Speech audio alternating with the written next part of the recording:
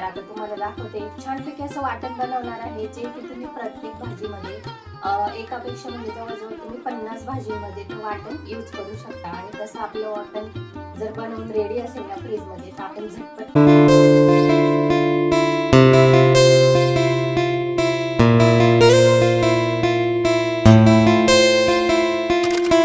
मंडळी, तुमच्या सगळ्यांचं खूप खूप स्वागत आहे आपल्या यूट्यूब चॅनलवर. मी अनुराधा. तर चला करूया छानपैकी सुरुवात.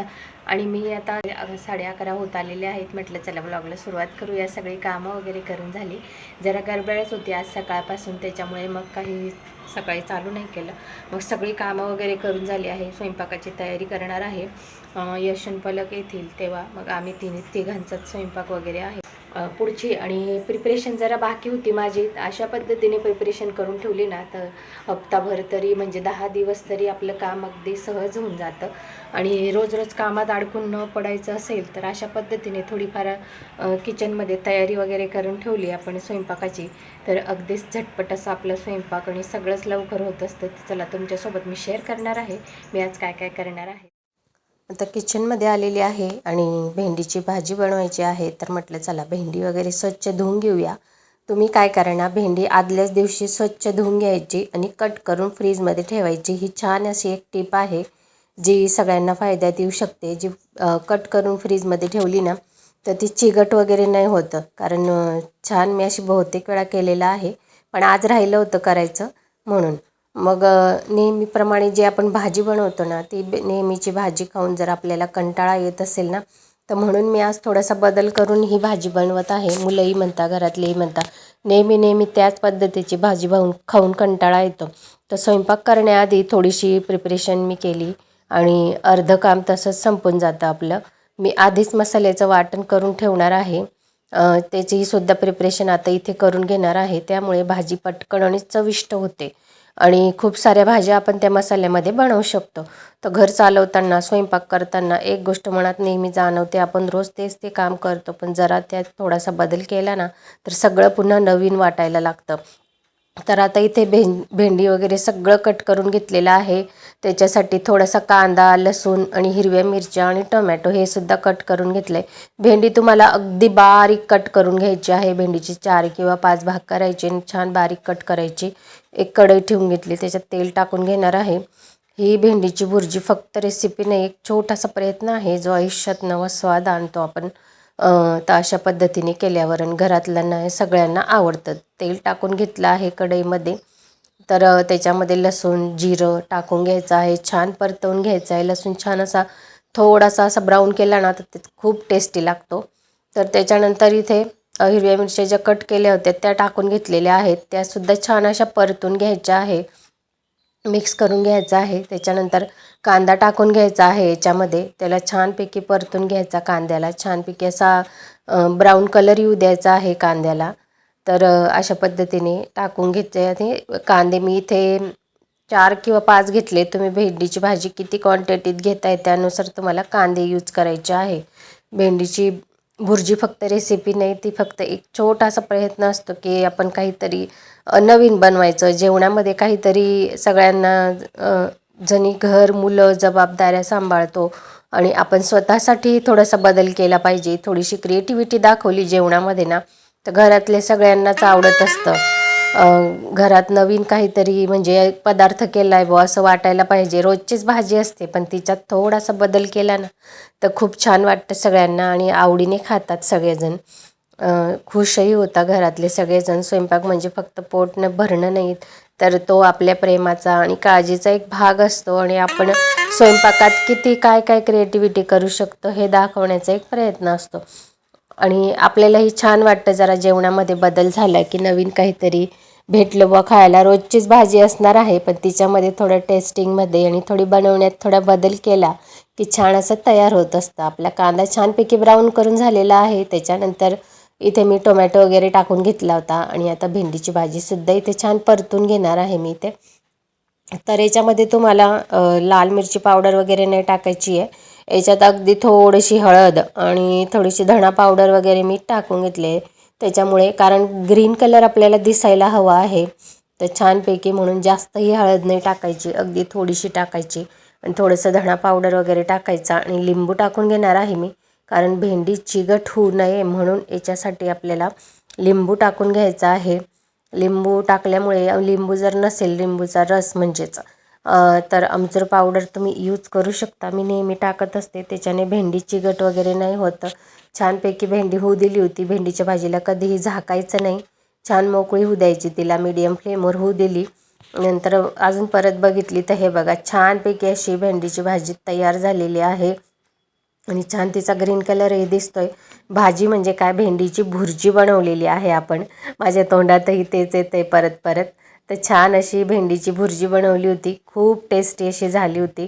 तर मी ते पात्रासुद्धा बनवून ठेवणार होती, म्हणजे रोल करून वगैरे ते स्टीम करायला वगैरे ठेवून दिलेलं आहे. आपली भुर्जी तयार झालेली आहे. मुलं गेले स्कूलमध्ये, आल्यावर जेवतील ते. पण एक नवीन वेगळा काहीतरी पदार्थ दिसला ना तर आवडीने खातात. तर याच्यात तुम्हाला छानपैकी थोडासा मॅगी मसाल्याचं एक पॅकेट टाकून घ्यायचं आहे. इतकी टेस्टी ही भुर्जी होते ना भेंडीच्या भाजीची. मुलं 2 चपात्या खात असतील तिथे, आज नक्कीच 3 चपात्या खाणार आहेत सगळेजण. तर इतकी छान आणि टेस्टी अशी झालीच होती भाजी, सगळ्यांना आवडली. तुम्हीसुद्धा नक्की ट्राय करा तुमच्या किचनमध्ये आणि मला कमेंटमध्ये सांगा की भेंडीची भुर्जी कशी झाली होती ते. तर नक्की अशा पद्धतीने वेगवेगळ्या पद्धतीनेच, म्हणजे रोजच्याच भाज्या आहे पण थोडासा वेगळा बदल करून मी बनवलेली आहे. आवडलं की नाही नक्कीच कमेंट करा प्लीज. लाईक, शेअर आणि तुमच्या फ्रेंड सर्कलमध्ये सुद्धा शेअर करा. आता इथे मी मसाल्याचं वाटण सांगितलं तुम्हाला, ते बनवून ठेवणार आहे. तर थोडंसं काम असलं की अशा पद्धतीने थोडीशी प्रिपरेशन करून ठेवलं ना तर थोडं काम लवकरात लवकर होतं. त्याच्यासाठी हे सगळं साहित्य मी इथे घेऊन घेतलेलं आहे. तर आता बाकीची तयारी करून झालेली आहे. मी पात्रा वगैरे तुम्हाला सांगितलं, आधी प्रिपरेशन अशी करून ठेवणार आहे. तर तीच थोडीफार केली आहे, ही साफ करत होती मी. तर आता तुम्हाला दाखवते. छानपैकी असं वाटण बनवणार आहे, जे की तुम्ही प्रत्येक भाजीमध्ये एकापेक्षा म्हणजे जवळजवळ तुम्ही 50 भाजींमध्ये ते वाटण यूज करू शकता. आणि तसं आपलं वाटण जर बनवून रेडी असेल ना फ्रीजमध्ये, तर आपण झटपट अशी आपली भाजी तयार होऊ शकते. तर चला बनवून घेऊया. आणि तुम्ही सुद्धा अशा पद्धतीने वाटण बनवून तुमच्या फ्रीजमध्ये स्टोअर करू शकता. तर मी कोणत्या पद्धतीने वाटण बनवते हे तुमच्यासोबत मी शेअर करत आहे. अशा पद्धतीची प्रिपरेशन राहिली ना तर आपले कामं लवकर होतात. तर हे बघा, इथे साहित्य घेऊन घेतलेलं आहे. इथे धणे घेतलेले आहेत 3-1 चमचे, 2 चमचे इथे जिरं घेतलं आहे, 2 चमचे तीळ आहेत इथे, 2 ते 3 चमचे. आणि इथे थोडीशी दालचिनी घेतली आहे, लवंगा घेऊन घेतलेल्या आहेत 10 ते 12, आणि थोडंसं अद्रक घेतलेला आहे, 2 इंच इतका अद्रक आहे. कोथिंबीर घेतलेली आहे 1 वाटी भरून. कांदे घेतलेले आहेत 5 ते 6 मीडियम साईजचे कांदे आहेत. थोडासा लसूण घेतलेला आहे, 3 लसणाच्या मोठ्या काड्या घेतलेल्या आहेत निवडून. आणि खोबऱ्याची 1.5 ही खोबऱ्याची वाटी असते ना मीडियम साईजची, ती घेतलेली आहे. तर अशा पद्धतीने तुम्हाला वाटण किती क्वांटिटीचं बनवायचं आहे ना त्यावर अवलंबून आहे. म्हणजे कमी जास्त तुमच्या याच्यानुसार तुम्ही क्वांटिटी कमी जास्त करू शकता, तुम्हाला किती वाटण बनवून घ्यायचं आहे त्या हिशोबाने. तर आता मी इतके बनवणार आहे. तर आता याला आपल्याला भाजून घ्यायचं आहे. आपण कोणतंही मसाल्याचं वाटण बनवतो तर त्याला परतून घेतो आधी, तर त्याच पद्धतीने आपल्याला इथे भाजून घ्यायचं आहे. सगळ्यात आधी मी ते खोबरं वाटून घेते, कारण माझ्याकडे तेलाचीच होती थोडीशी. म्हटलं चला पहिले खोबरं भाजून घेऊया. खोबरं छान परतून घ्यायचं आहे, तुम्ही किसून घेऊ शकता. मी ते काप करून घेतलेले आहेत, छान खरपूस भाजून घ्यायचं आहे. आता हे भाजून झालंय, काढून घेते ताटामध्ये. आता हे जे सगळे आहे ना, हे सगळं मी आता एकसाथच भाजून घेते इथे. त्याला छान असं भाजून परतून घ्यायचं इथे. जास्त आपल्याला याला भाजायचं नाही, थोडंफारच. अगदी त्याचा कलर चेंज झाला का लगेच काढून घ्यायचं. हे बघा भाजून झालंय, काढून घेते ताटात. कांदे परतून घ्यायचे. आता कांदे छानपैकी गुलाबी रंगावर थोडेसे ब्राऊन सारखे झाले की मग कांदे काढून घ्यायचे भाजून. थोडंसं तेल टाकून घेते आणि छान परतून घ्यायचं, भाजून घ्यायचं चांगल्याला. छान असा ब्राऊन कलरवर होतो तोपर्यंत आपण याला भाजून घेऊया. आता छानपैकी बघू शकताय तुम्ही, छान असा ब्राऊन कलर आलेला आहे. तर हे भाजलंय, गॅस बंद केला आहे. आता याला थंड करून घ्यायचं झालंय. पण आधी हे सुक्क जे आहे ना, कांदे लसूण हे ओलं असतं, तर हा जो सुक्का मसाला आहे ना भाजलेला, हा आधी मिक्सरमध्ये ग्राइंड करायचा, म्हणजे छान असा बारीक होतो, जाड नाही राहत तो. तर याला आधी बारीक करून घेते मी. तर हे बघा छान असं बारीक झालेलं आहे. तर याच्यात मी आता थोडासा कांदा वगैरे टाकते. हे भांडं छोटं आहे ना, तर तुमचं मोठं असेल तर त्याच्यात सगळं टाकून द्यायचं आणि छान ग्राइंड करून घ्यायचे बारीक. आता मी सुद्धा हे छान बारीक करून घेते, थोडं थोडं वाटून घेणार आहे. हे बघा असा छान मसाला इथे बारीक वाटून झालेला आहे. तर अशा पद्धतीने बारीक करून घ्यायचा आहे मसाला. आता इथे परत मी कढई ठेवलेली आहे. ज्या कढईमध्ये भाजून घेतलं ना तीच कढई इथे घेतलेली आहे.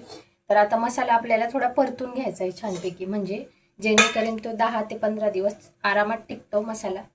त्याच्यात कढईत ठेवली, त्याच्यात तेल टाकून घ्यायचंय थोडंसं. जसं आपण आता मसाल्याची भाजी बनवतो मग मसाला परततो ना, त्याच पद्धतीने इथे मसाला परतून घ्यायचा आहे. त्याच्यामध्ये आपल्याला लाल मिरची पावडर तसे थोडेफार आपल्याला याच्यात मसाले ॲड करून घ्यायचे आहे. आणि गरम मसाला 2 चमचे लाल मिरची पावडर टाकली आहे. आणि गरम मसाला मी इथे 2 ते 3 चमचे इथे गरम मसाला टाकून घेते. तर अगदी म्हणजे थोडा थोडा टाकला आहे ह्या मसाल्यापुरता. जेव्हा भाजीत तुम्ही ॲड कराल ना, तेव्हा भाजीच्या भागाचा थोडाफार मिरची पावडर आणि थोडासा मसाला तुम्हाला अजून ॲड करावा लागेल. तर आता हे छान आधी तेलामध्ये परतून घ्यायचं, म्हणजे मसाल्याला छान असा रंग येतो. आता हे टाकून घ्यायचं वाटण याच्यात. तर हे बघा मसाला टाकून घेतला आहे. आता हे चांगलं याच्यामध्ये मिक्स करून घ्यायचं आहे मसाल्यामध्ये. कारण आपण हे थोडंसं पाणी टाकून बारीक केलेलं असतं ना, तर पाण्यामुळे मसाला आपला खराब होऊ शकतो. तर आपण अशा पद्धतीने त्याला छानपैकी गरम करून घ्यायचं आहे. म्हणजे ज्या पद्धतीने आपल्या मसाल्याला तेल सुटतं ना, तोपर्यंत छानपैकी याला गरम करून घ्यायचं आहे. म्हणजे छान असा भाजून घ्यायचा आहे मसाल्याला आपल्याला. आता हा जे वाटण आहे ना, त्याला तेल सुटतं चांगलं, तोपर्यंत छान परतून घेऊया. अशा पद्धतीने छान मिक्स करून घ्यायचं आहे त्याला. हे बघा सगळं असं मिक्स करून झालेला आहे. वत राहायचं, खाली तो लागला नाही पाहिजे. आणि अशा पद्धतीने 4 ते 5 मिनिटापर्यंत आता आपण याला 5 मिनिटं छानपैकी परतून घ्यायचं आहे. तर हे बघा त्याचे बबल निघायला लागलेले आहेत. आता हा मसाला उडू नये त्याच्यासाठी याच्यावर अर्धवट असं झाकून द्यायचं आहे आणि मध्ये मध्ये याला हलवत राहायचं. तर हे बघा आता या मसाल्याला 10 मिनिटं झाली. मी परत ते छानपैकी तेल सुटायला लागलं आहे. आणि बघू शकता तुम्ही त्याचा रंग सुद्धा चेंज झालेला आहे, म्हणजे त्याच्यातलं पाणी पूर्ण आटत आलेलं आहे. आणि अगदी आता आपण 5 मिनिटं अजून याला परतून घेऊया.